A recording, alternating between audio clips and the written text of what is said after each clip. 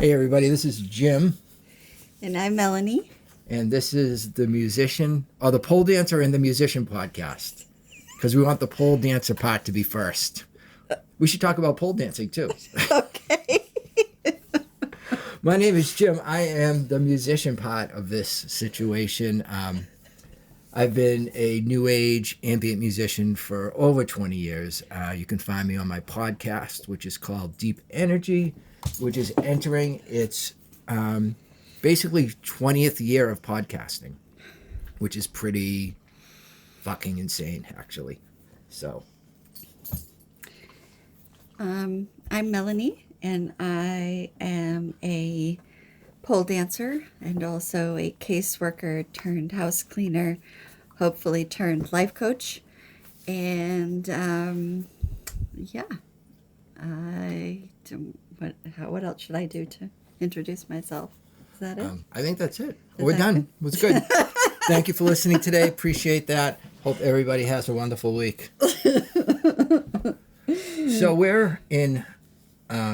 So why are we doing a podcast? Because we thought it would be fun. Well, I've been podcasting for a long time, and I've always thought that a podcast with... we're married. We've been married for, 70, 80 years. 20... We're married...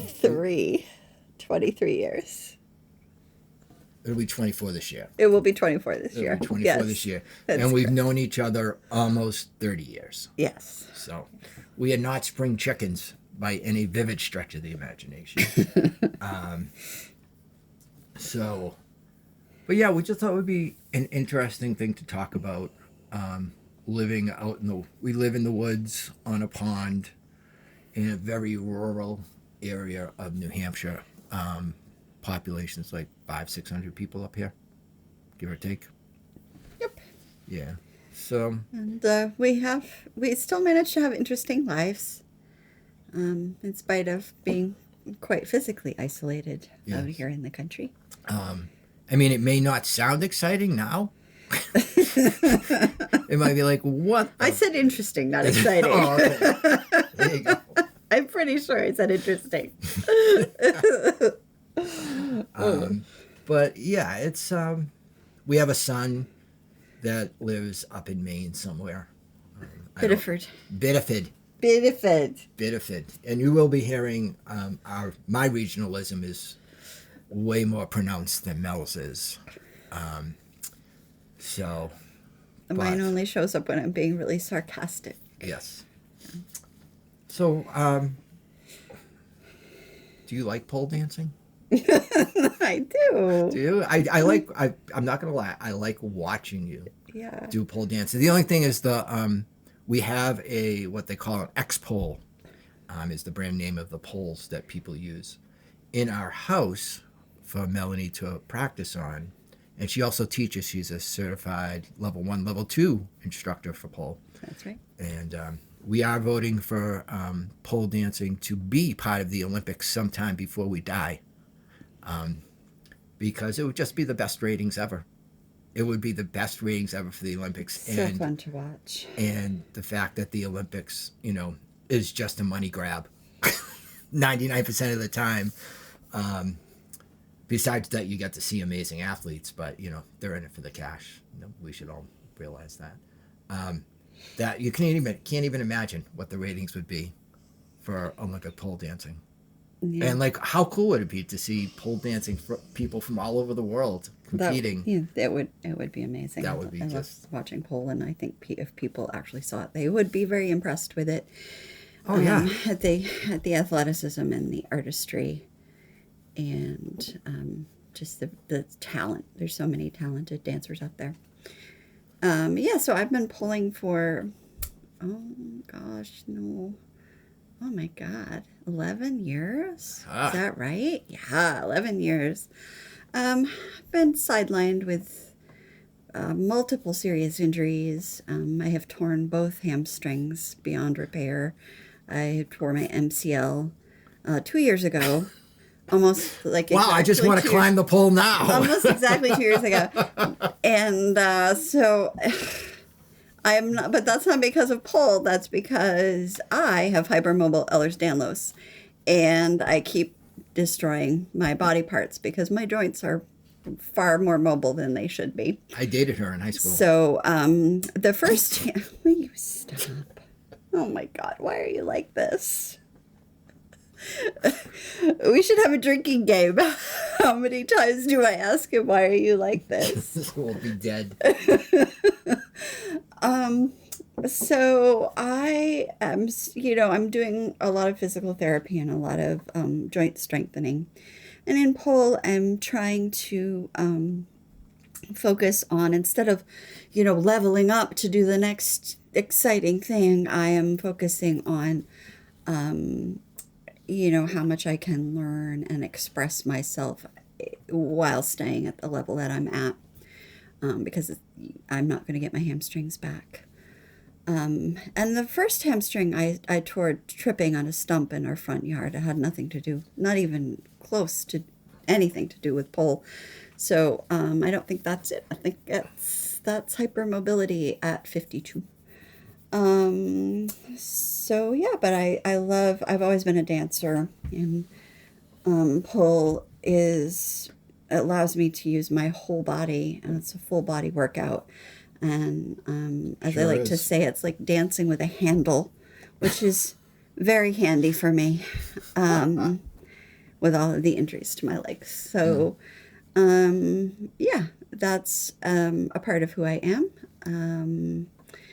as well as the other things that we mentioned. Since we're talking about stuff that you talk about, what? Oh, Jesus. I should mention... We already recorded this once, and the recording didn't come through. I think we did a better job that time. I did too. I also, because I know no one talks about it, I'm also do CrossFit. And nobody talks about CrossFit ever.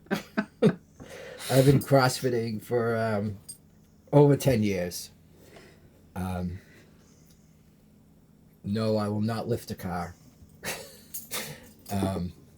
But CrossFit is more, I want to be, 80 years old, 90 years old, and still walking on my own is why people at my age, which I'm 60, do CrossFit. It's, you're really not going to hit any more PRs, but you want to stay healthy, and it's a great, to me anyway. A PR is a personal record. A personal record. Like, my personal record for deadlifting is 320 pounds. Yay me. So hopefully I never have to lift anything that's 320 pounds except for a barbell. Yeah. But I love CrossFit, and I'll probably talk about it every once in a while, as opposed to talking about music. So that's pretty much what you talk about. You talk about music. You talk about CrossFit. You talk about food. Food, yum. You complain. Barbecue. You complain about things you see on the internet. I don't complain about anything. I am level-headed. I accept everything with a grain of salt. What was I complaining about the other night that was so fucking stupid? I don't know. Pick something. Something that I was just randomly angry at. It has something to do with Iron Maiden and not getting into the Rock and Roll Hall of Fame or something. Well, that's a whole fucking other story. That and Tangerine Dream not getting into the Rock and Roll Hall of Fame. Oh my God. How can you... Well, the thing is, how can you let in, like Kraftwerk was let in as a legendary performer or something like that? You can't, have bands that use synthesizers and not put in the band that started it, which was Tangerine Dream. And,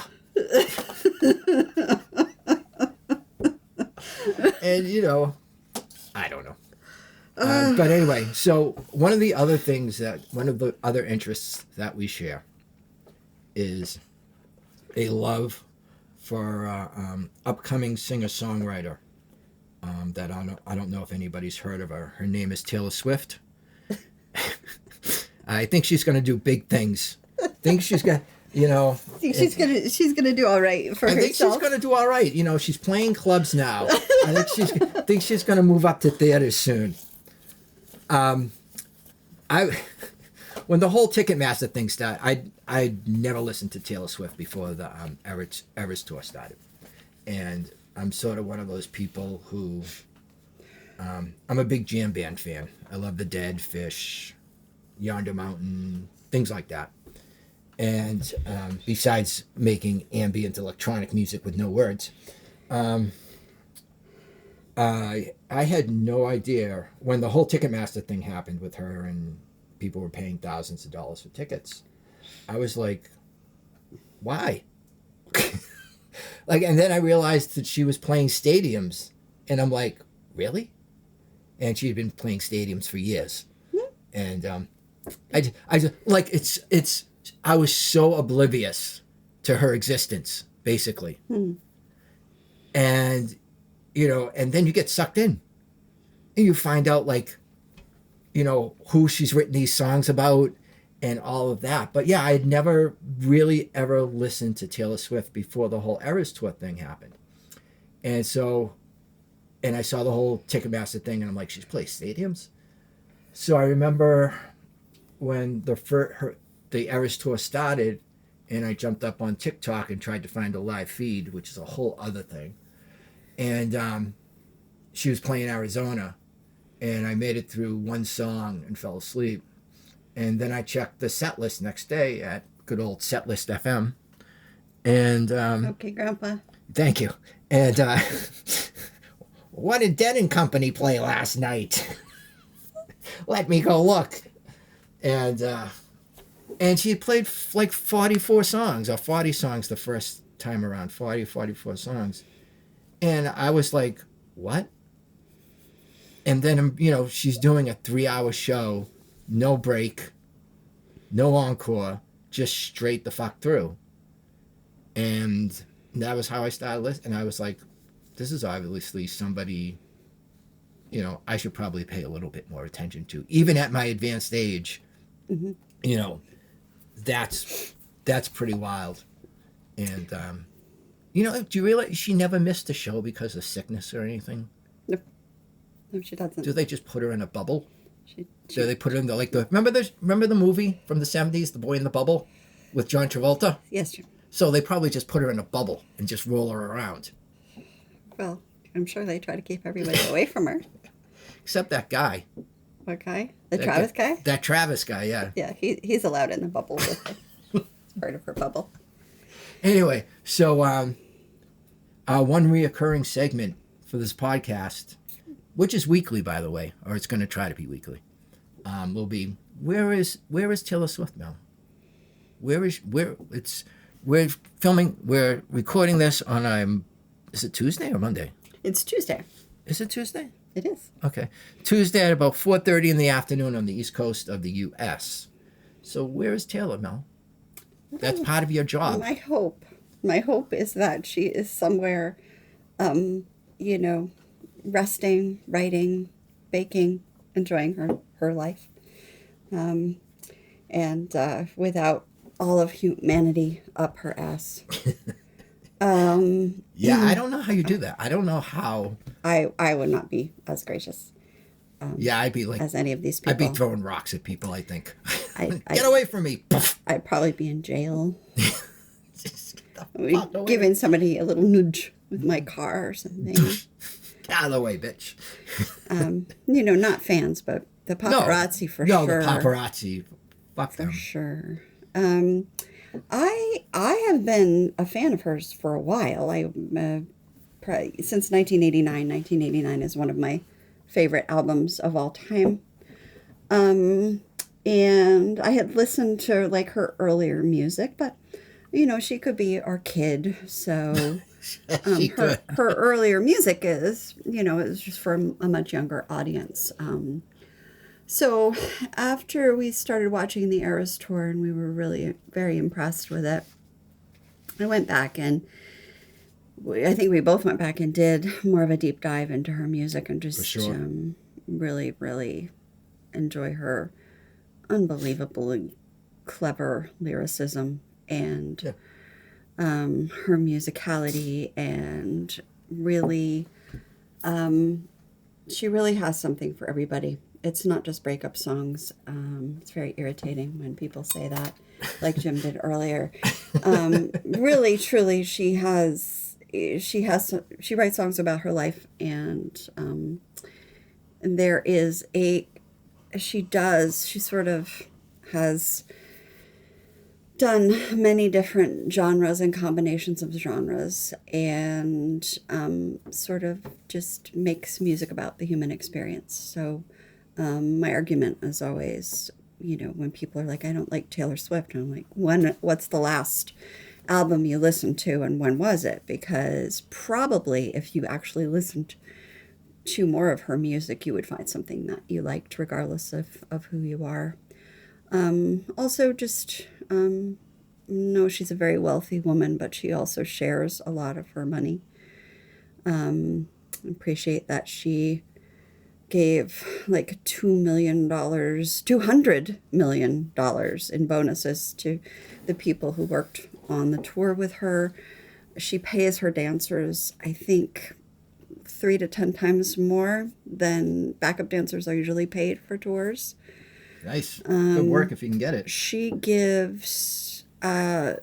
given every city she played in, she gave enough money to their community kitchen or their food bank to feed all of their people for a year, which, if having worked in nonprofit, that's a lot of money, and that helps a lot of people, and it definitely frees up the people running the food, the kitchens and the food banks. It frees up their money so that they can pay for staff and other supplies and facilities and other resources. Yeah. If they don't have to worry about the food, and they can their fundraising can go to other things.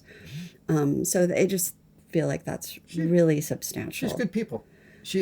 Obviously, she was raised well, and she obviously has a shit ton of empathy for the rest of the world going on around her.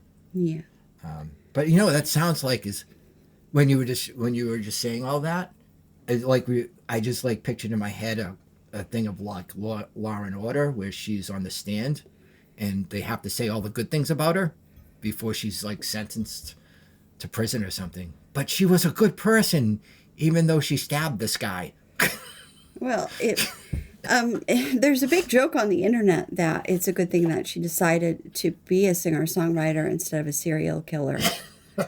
She would be the most successful serial killer ever. Unbelievably a successul serial killer. I did not see that. Yes, she'd be great. She does have a lot of empathy, which is probably why she's not a serial killer. I couldn't probably be a serial killer either. Oh my God, that's great. So there are other reasons, but we're big Swifties here. So what's your favorite Taylor Swift song of the moment? My favorite song of the moment? Of the moment. Of right now. If you could turn on your phone. Particular time. Yes. I'm trying to think of what I've been listening to a lot. I've kind of been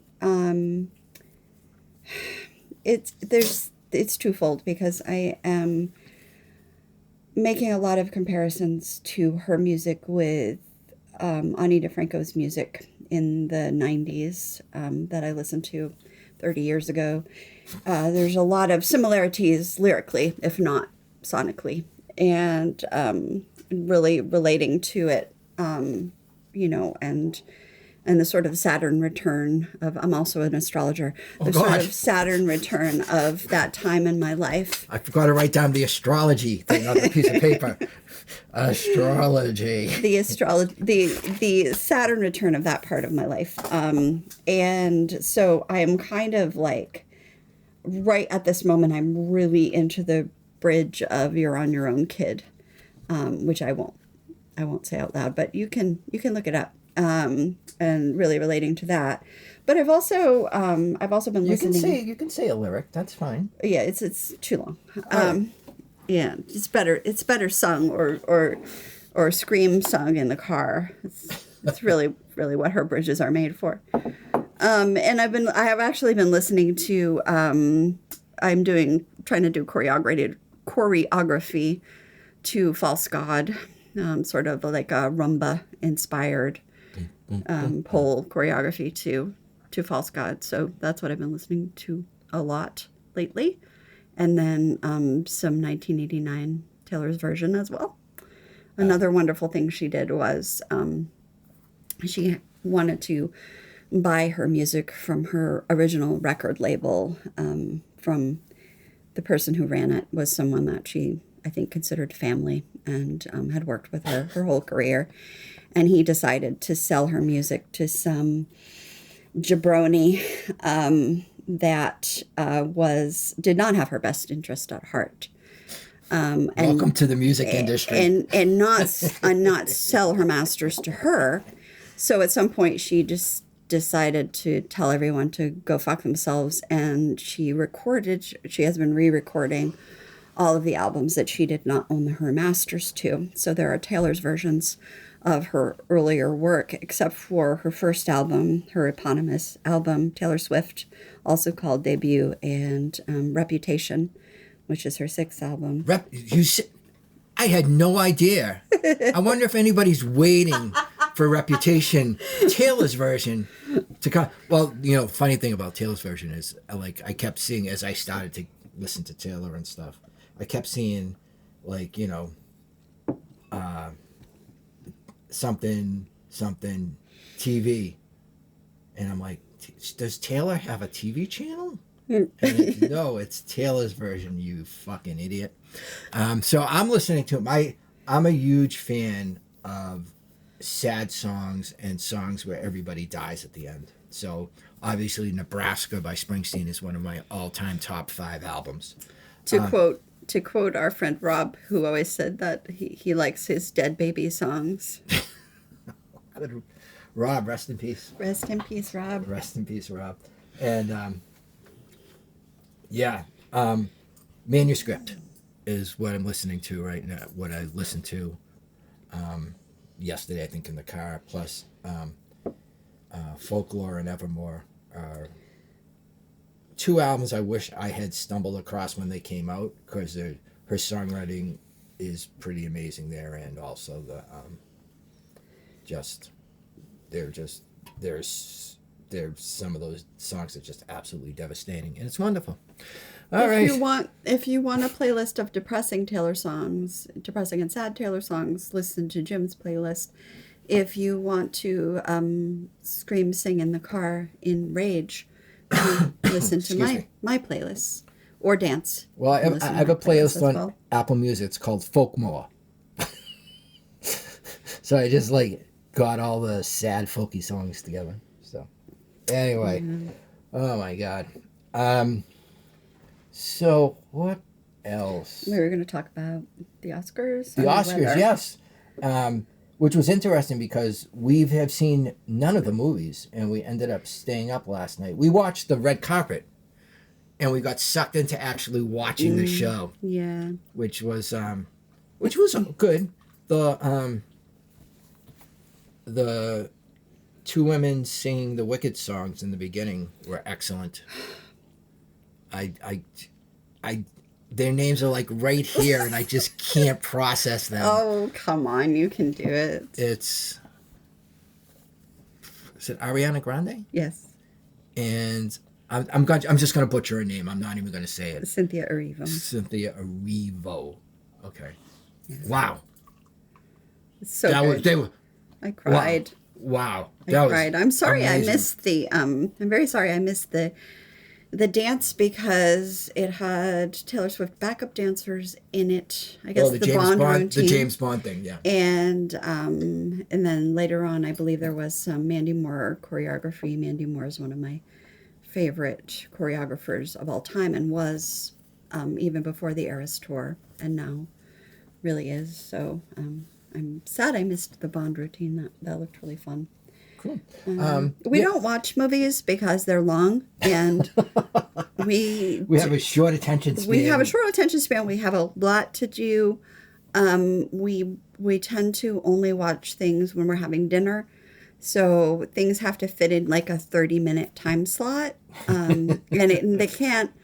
It's hard for us to it really is hard for us to watch anything that requires attention and thought, because we're very busy and very tired. I'll speak for myself. I'm very tired. I'm very tired. Yeah. So. But we have dreams of watching movies, so we'll watch the Oscars and like think, oh, we should watch that, and then not watch it. Yeah. But maybe this year we'll do better. Maybe we'll hopefully. Because I really wanted to see the movie that won Best Picture. Nora. That looks really cool, and now I've forgotten them. I just literally saw the names of all of the movies last night. Oh, Conclave. Conclave. Oh, you want to watch Conclave? Yeah. Really? That looks really, even as a recovered Catholic? As a recovered Catholic. Okay. Well, voting. I believe it's about voting in a new pope. Yeah, it looks. I mean, it looks intense. Just unbelievably beautiful. Like the cinematography just looks insane. And Wicked, of course. And Wicked, we definitely want to watch Wicked, especially after we both cried. So I'm a man. I don't cry. You don't cry. I have no emotions. I show no emotions. I cried everything. I cried everything. Me too. That's why we're together. But anyway, I mean, I thought Conan O'Brien was pretty good doing the being the MC and stuff. He was pretty funny, and I can't believe he got in a Drake Kendrick Lamar thing, a little dig in the middle there. I missed that. Oh yeah. I'm not going to repeat it, but you all know what he said. Yeah. I mean, but huge fan of Kendrick Lamar's Super Bowl performance. Thought it was really subversive and fun and sharp and biting, and just really, really, really enjoyed that. I was really happy that there were videos explaining to me what was going on and all the different, how layered it was and how nuanced that it was, and just everything that it was real. I mean, I literally, before the Super Bowl, if Lamar was standing in front of me at the bank, I would have Kendrick Lamar. Kendrick Lamar. Lamar is his last. Oh, Lamar's his last name. I'm sorry. Yeah. If he was next to me in the bank, I would have no idea who he was, but because that's just not in my wheelhouse of things. Well, you should listen. I should. I mean, it was excellent. It's just good stuff. Very good. Not as good. I'm sorry. Everybody talks about the best Super Bowl music performance, and the best Super Bowl music performance was U2. I'm a huge. It was excellent, but I think it was particularly meaningful because it was right after 9/11, right? It was right after 9/11, and the Patriots won their first Super Bowl. Yeah, and that's right. That's right. So that's why we're Patriots fans. Yes, we're New England sports fans, by the way, which will come up every once in a while. My second favorite team is the Chiefs, so the Super Bowl loss was very, very hard on me. It was very painful. That was a long... Painful to watch. But... Oh, my God. Yes. Yeah, we're big Pats, Sox, Celts, Bruins fans, so we're hoping for the Celts are looking good, Bruins are looking average. Sox are very average as of the moment. We're very excited to... look at Mike Vrabel coaching. I mean, we're very excited to for Mike Vrabel to coach the Patriots. We're looking forward to that. Yes, he's a dashing young man. He's not young. He's my age. Is he really? I think he's a couple of years younger than me. Yeah. Wow. I'm trying to think now. When Mike Vrabel played for the Pats. Well, it was a long time. Yes. Early 40s, I think he is. Let's see if there's only someplace we could look that up. during a live podcast that's just hit 30 minutes. He is 49. He will be 50 this year. Really? Yes. As I said, a couple years younger than me. You know, we cannot trust Jim's judgment of anyone's age ever. Absolutely because not. He has no idea. Excuse me, I do not. All right. Next. And we're like on our little list. Our other topic was the weather. Well, we've just gone through all of the weather. All of the weathers. Literally snow, ice, rain, 45 degrees, negative 12. It's literally that's just it. A clusterfuck. It hasn't even been a week. Yeah, and we've had that. Yeah, clusterfuck of weather. Yeah. Our driveway is dirt, and it is literally a fucking sheet of ice. A sheet of ice. And but you know, we've lived here for 20 something years, so it's not anything new, but as it happens, it's never fun. We hate it. We really, truly, we hate it here in the winter. We like the summer and the fall. It's lovely, but yeah, and the spring is nice too. So hard. I just feel like spring is very short, and really, it's just like mud season. It is mud season. It's like drippy winter, and mud season. It's like a fake winter. And then it's like May is nice, and then it's summer. And then it's summer. Usually, yeah. Living in New England, for people who don't know, is literally you live 4 seasons. There are some places where it never gets really cold, or some places where it never gets really hot. Here it does that in 1 month. In 1 month, sure. Yeah. Mm-hmm. You know, it could be, you know, in March it could hit 60 degrees here, easy. In April it could be 90. It could snow. It could snow. And you just don't know. Also in October, I feel like April and October sort of bookend winter, and it could be winter. It could be summer, and you just have no idea what's going to happen. But winter is very long, and we are not winter people. We are definitely more warm weather people. We are summer people. So. And we have a dog that came from a rescue from Louisiana, so she is not super fond of winter either. Doesn't hate it because she doesn't. It's tough, especially because the snow is all. Please don't run into the recorder, Annie. And her name is Annie. She's literally right under. She's probably our digital recorder here, and she's shaking it. But because everything is absolutely the snow has come down. Then there was rain on top of it, so there's ice everywhere. And then for her to find a place to poop is a challenge. So, but we'll clean that all up later. All right, we're at like 30 something minutes, so we should probably clean this up. Did we cover everything? I think we just for our first real podcast episode. I think we have. So where can you find us in this great wide world of the internet? I'll go first. jimbutlermusic.com. You can find all about my music. I make ambient new age music, as I mentioned in the beginning. And it has all of the links to all of the places. My YouTube channel has over 1,000 videos. My Bandcamp page, there's over 500 recordings. Again, jimbutlermusic.com.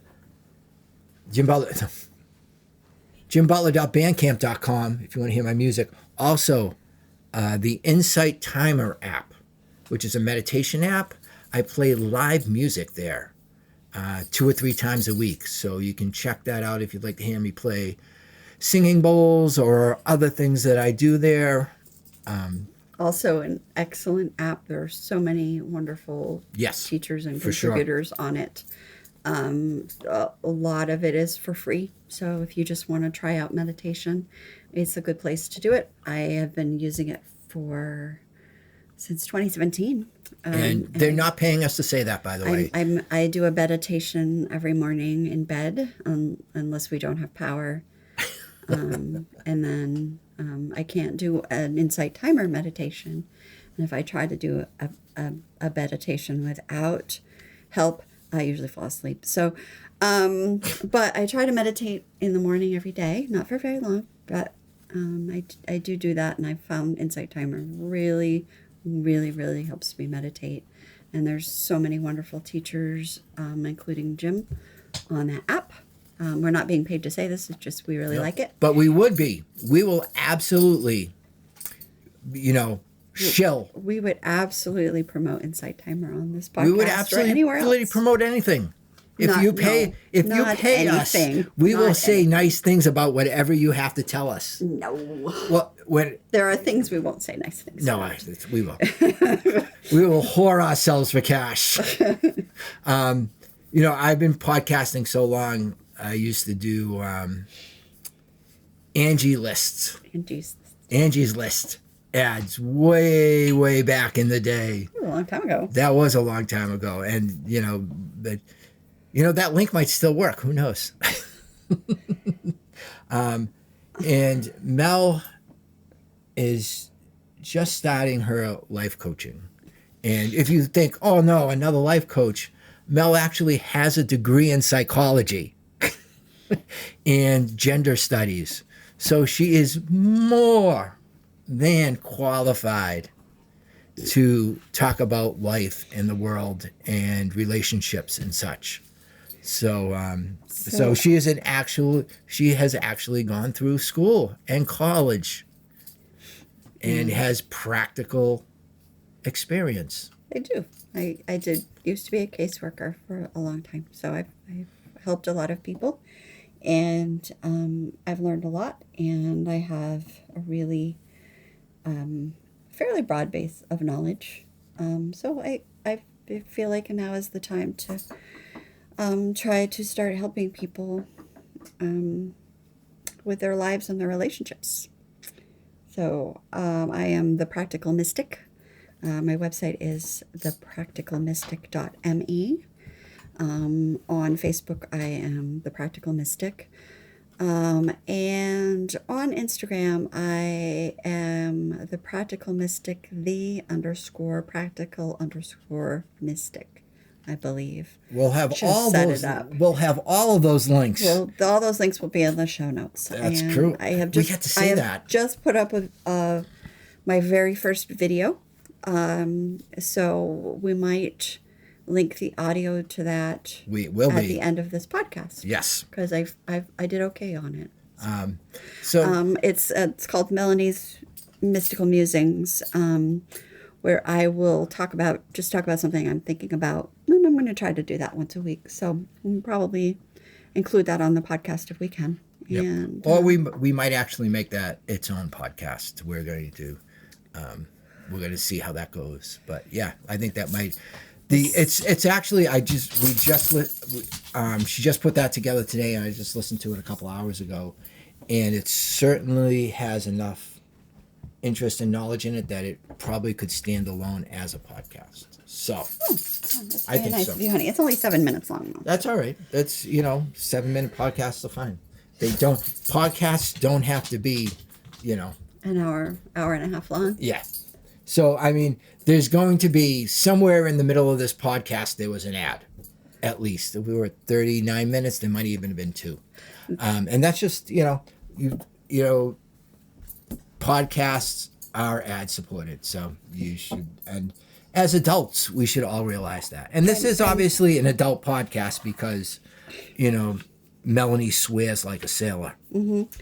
And also, we would like to point out to follow, subscribe, download, write a review. Is it 5-star? 5-star review. 5-star reviews. All those things. Please. Yep. Especially not just for us. This is Jim's podcast is his main money-making endeavor, and that the money that he makes on the ads and the podcast are what enable him to continue to do his music and keep a roof over our head. Literally keep a roof over our head. Maybe not a floor, but that's a story for another day. And so it's really, really important that you do all those things for your favorite podcast, particularly the independent podcasts, because they don't make as much money. They don't have corporate sponsors. And the money they make helps, usually in most cases, helps them continue to do the work. So it's important to do that. It's also important, especially if you have, Apple products, just make sure you go in and you have automatic downloads turned on and you haven't been unfollowed to any of the podcasts that you listen to regularly.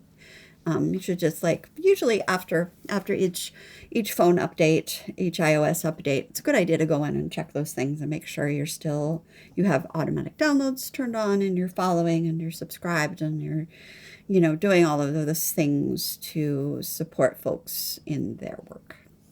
Absolutely. All right. I could not have said that better myself. So, all right. Well, we will catch everybody hopefully next week. This is Monday, as my wife is Tuesday. It's Tuesday. So I'm betting this is going to probably be out by Thursday. I'll do a little bit of editing and stuff and make sure it all follows smoothly. And there you go. So everybody have a great day. If you wanted to email us, you can email us at jimbutlermusic@gmail.com. Again, that link will be in the show notes along with all the other links, etc. For us. We should also say that Jim's podcast is all his own music. There are some ads in it, but it's all his own music. There's no talking. So if you're sick of talking, after listening to this podcast, go listen to Jim's music. It'll be very relaxing. This is your first talking podcast, isn't it? It isn't. It isn't? Oh, you did one with What's His Face? No, I did one years ago when I made believe I was an ambient DJ and I had people send me in music and I would feature it. I don't remember that. That was a long time ago. And you talked a little. I talked a little and it was way too much work.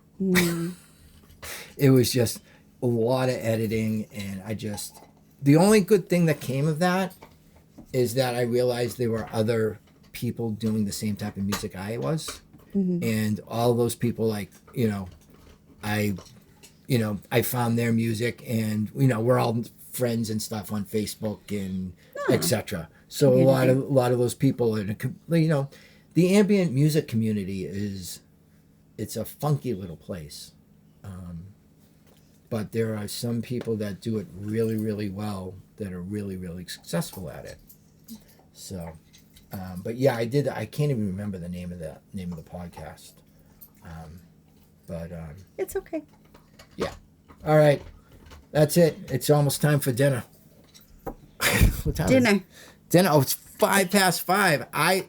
As an old man, I eat at 5:00 every night. And now it's 5 minutes past 5, and there is no food on that stove. And the problem is that I'm the one that cooks. So it all falls on my shoulders, and I can't believe I let it go this long. You must be starving. It's like a mere husk of a human. If you hear crunching in the background, it's our dog with her bone. All right, everybody. Take care. Bye.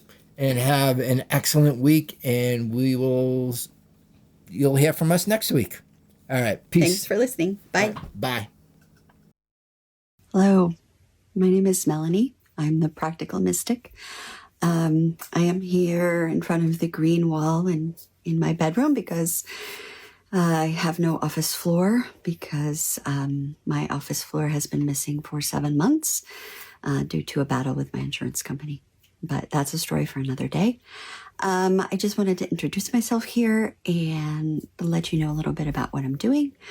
I have recently decided to start a life coaching business. I am hoping to help people with life issues, decisions, and particularly relationships, and to themselves and to others. And just sort of help people deal with the the very, very challenging world that we live in, and our own personal lives, and the balance of our personal lives, our public lives, and the world right now, which is very, very hard to be in right now. I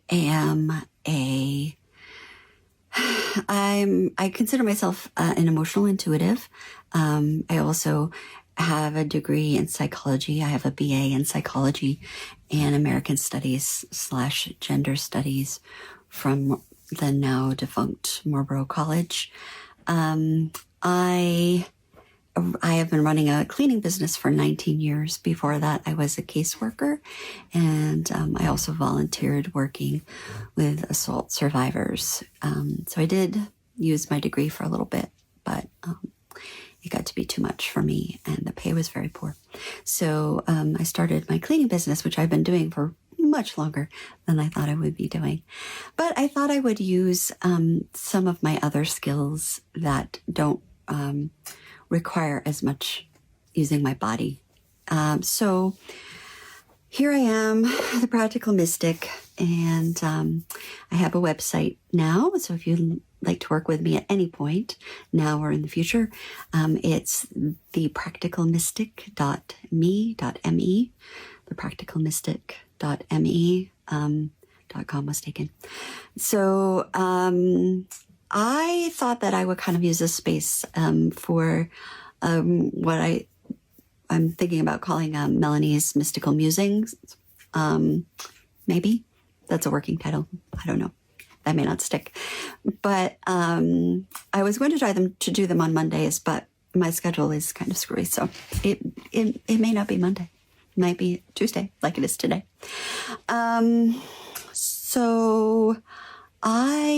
For today's musing, I have been thinking a lot about the Pema Chodron quote, which is, "We think that the point is to pass the test or overcome the problem. But the truth is that things don't really get solved. They come together and they fall apart. Then they come together again and fall apart again. It's just like that. The healing comes from letting there be room for all of this to happen. Room for grief, for relief, for misery, for joy."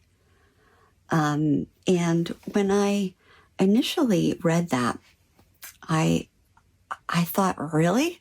Things come together? Just like when people say, when one door closes, another door opens. And my response is, y'all have doors? Haven't had a lot of doors or openings or opportunities in my life. And my experiences with things coming together is that they really don't. They don't come together. Maybe you can sort of pick up the shattered pieces of things after they fall apart and either fashion them back into something or make them to something else or carry them with you or leave them behind because they are irreparably broken. But I'm starting to think now that what comes together isn't things. It's not life. It's not, as Pema says, a solution. What happens is we come together as individuals. I come together as an individual, and we come together as people, as individuals, and as communities. And we integrate all of the things about us, the good things, the bad things. We find a place in ourselves. We find a centered place in ourselves. And where we can, at least some of the time, calmly and rationally respond to what's going on in the world and what's going on around us, and what's happening to us, and what's happening for us, and what's happening around us, and what's happening in the world that has nothing to do with us, but that sometimes still affects us as humans. And also, like, I think a lot of what I've been thinking a lot in that quote is that a lot of people think that things should be one way or the other, that they're black and white. And I have never experienced black and white. I have never experienced any situation that is overwhelmingly just one emotion or just one feeling or just one vibe. I have been in many situations where I am literally carrying, holding, feeling joy and grief at the same time, or gratitude and despair. And I just think that that's part of being a human on this planet. So I will continue to work on that. I will continue to try to hold seemingly disparate emotions and feelings and vibes. And I hope that maybe people out there will be able to listen to this and do that as well. So thank you for listening to my musing or my rambling in front of the green wall. And I hope to see you next time. Hoping to do it once a week. We'll see if that happens. Take care. Bye.